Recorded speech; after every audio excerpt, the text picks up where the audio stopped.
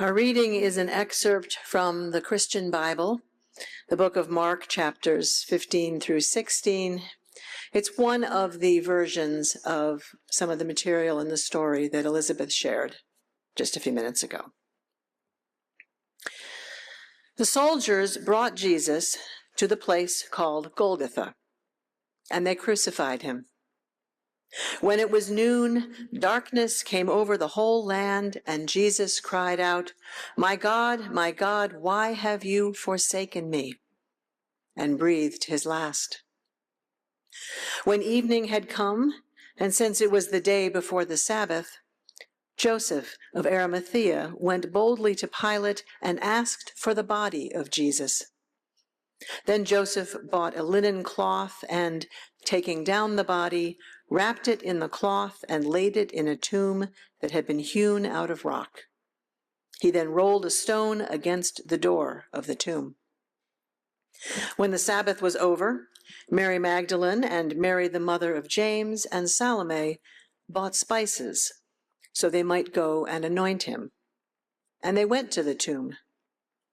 They had been saying to one another, "Who will roll away the stone for us from the entrance to the tomb?"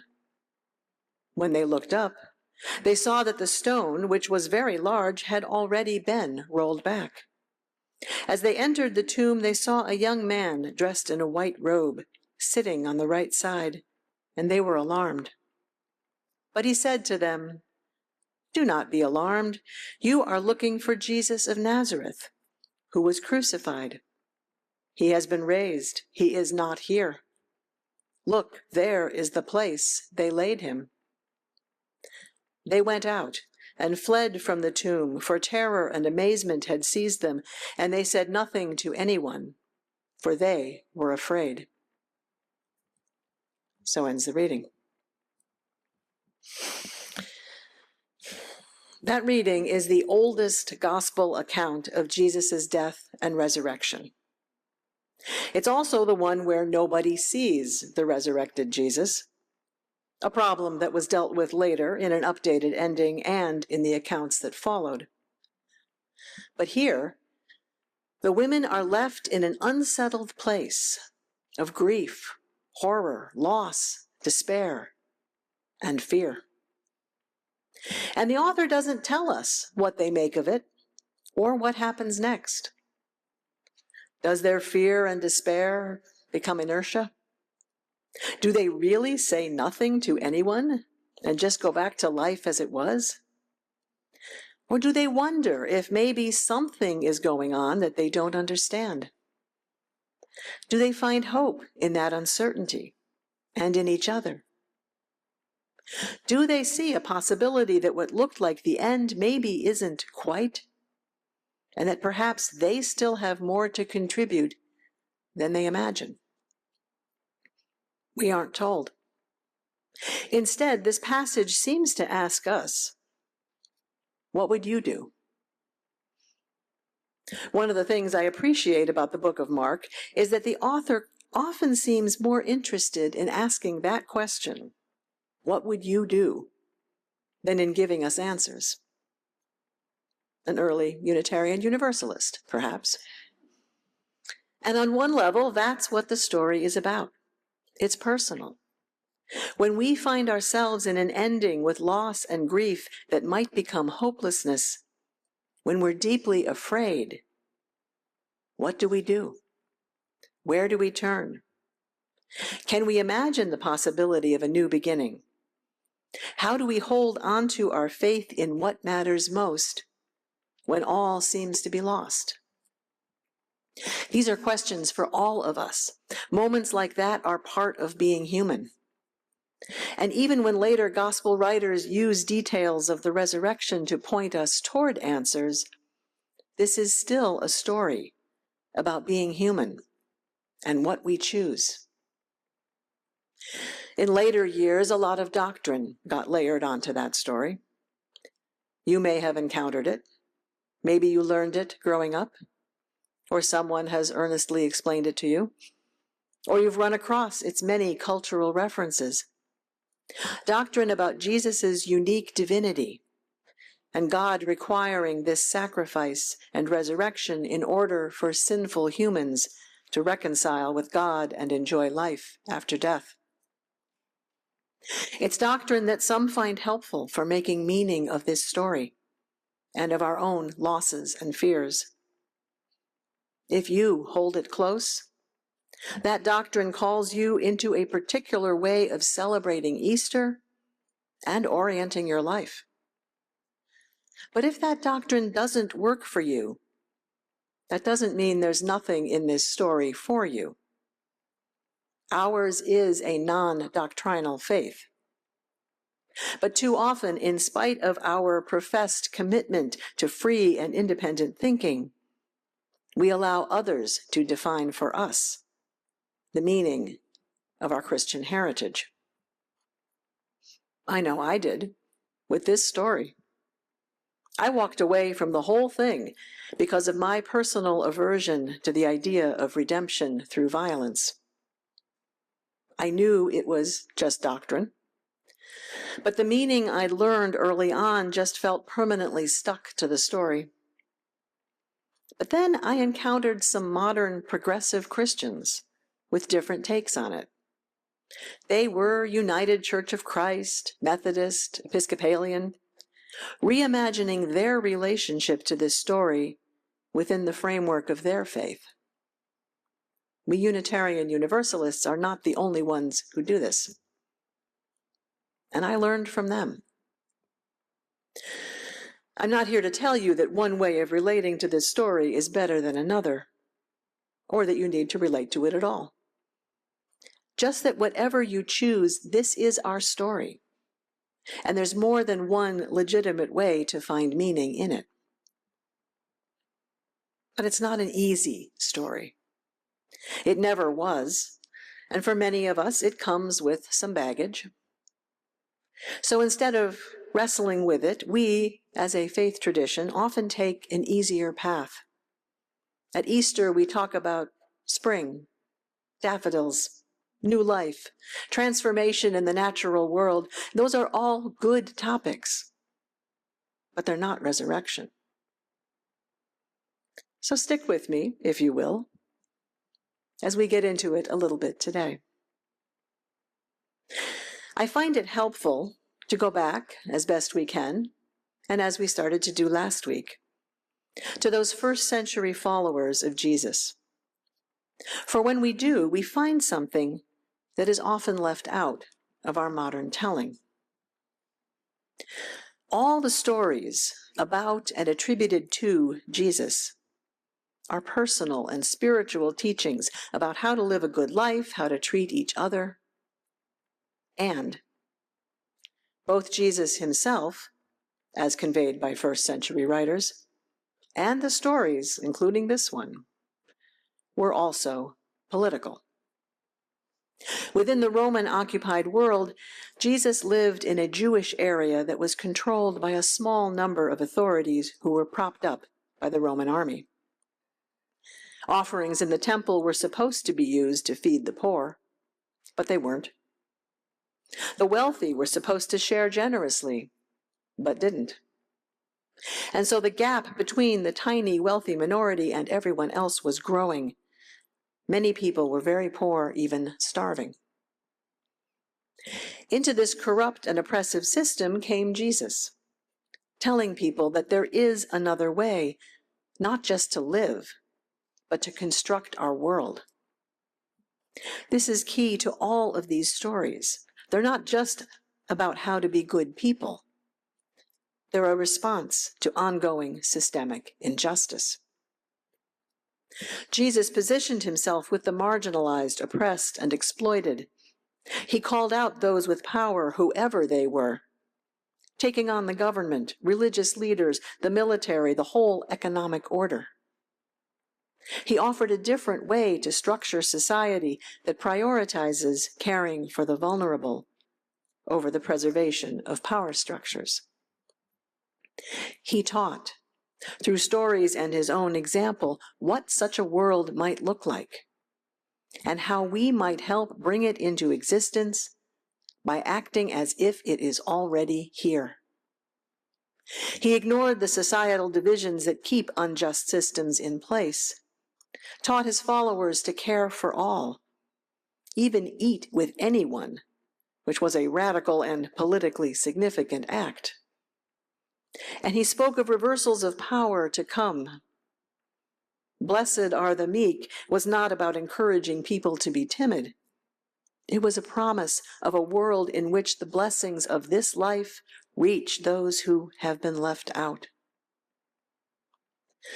Much of the political in these stories is lost to modern ears. It requires a far more detailed knowledge of history and ancient languages than most of us have. But first-century Jews and others who were dominated by the Roman Empire heard it loud and clear. These stories and teachings were not just esoteric spiritual words, and they were not about some promised afterlife. They were about the world we're called to create now. Everything about the Jesus of biblical accounts was personal and political. This followed a long tradition of ancient Hebrew prophets who saw no separation between our spiritual lives and changing the world. For such prophets, the personal invitation into a better way of being human and the political call to create a more just society on earth were one and the same. In an unjust world, Jesus claimed the authority to speak of and for a world that is structured differently, where the last become first and the poor are exalted, a world that he said was here now, and we access it when we live with love. And he directly challenged those who abused power. That Son of God language, for example, was co-opting a phrase that was normally reserved for Caesar. It was deliberately provocative. Because it was political, Jesus probably knew how this was going to end for him. Systems do what they do. Those with power will kill to hold on to it.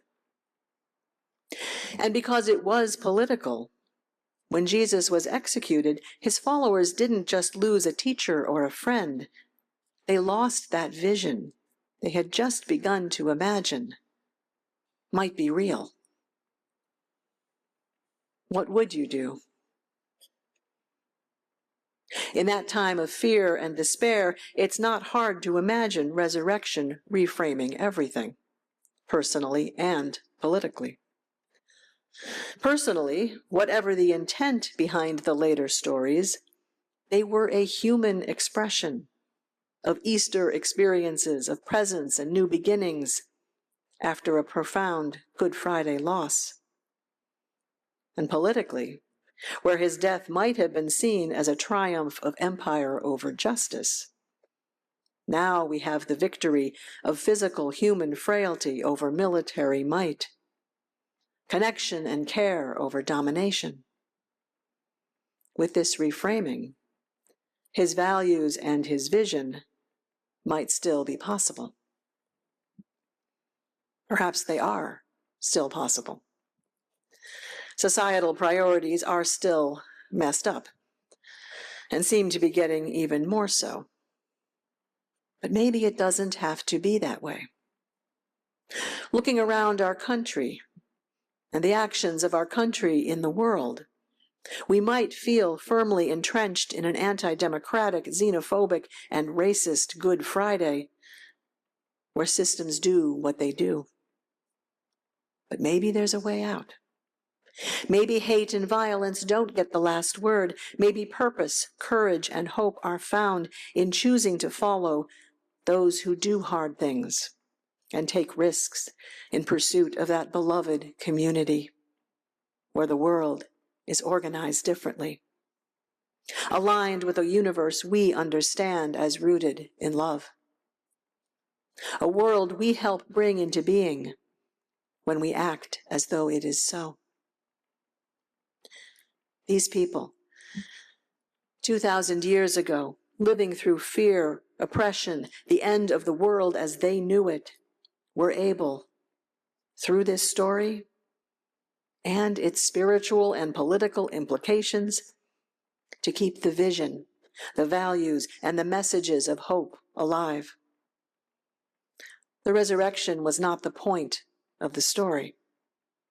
The resurrection affirmed that different understanding of the world and our place in it, offering a hope that is more than just words. Hope not made of wishes, but of substance, of sinew and muscle and bone, hope that has breath and a beating heart, a tangible human hope that raises us. How often do we ask ourselves, is this it? Is this just the way my life or the world is? There's injustice or suffering, or there's something about the way we're living that just isn't working. But maybe this is all we can hope for. It's just how it is. Resurrection says, maybe not. Resurrection says there's a power at work in the universe that is greater than the power that causes harm. A power that brings down tyrants and the systems that enable them, that lifts up the oppressed, that heals, that feeds. And resurrection says that power, that we often call love, can be known in moments of suffering, weakness, even death. When we sing Spirit of Life together each week, that is what we're singing about. Resurrection takes that power, that love, that hope, and makes it human. Resurrection says it's not time to give up on this world. The holy is still at work within and among us.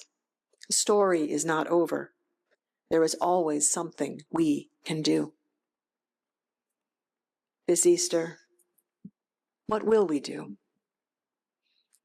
This church, at its best, is a practice of coming together, transforming ourselves and prioritizing people over power structures. Our faith calls us to a life that moves beyond the confines of unjust systems, personally and politically. And when we heed that call, we undermine those systems. The change extends beyond our walls and offers a very human hope that raises us from the dead this day, every day. One aspect of this different way of organizing ourselves involves paying attention to our own participation in the empire of our day that privileges a few and harms a great many. This is important internal work with leadership from, among others, our inclusivity team, our Green Sanctuary team, and the board and ministry and operations team, continually trying to revise our governance to be more democratic and inclusive, even when that means processes change and power relocates. The Easter story doesn't give us a simple, tidy ending. Instead, it's an embodied story of holding on to what matters through death and beyond. It's a story of questions for us and a story of hope. This and other stories of our religious heritage give us language and imagery to talk about these deeper things. Language that's always imperfect, but as humans, it's what we have to work with. And that's okay, because the words are never the point.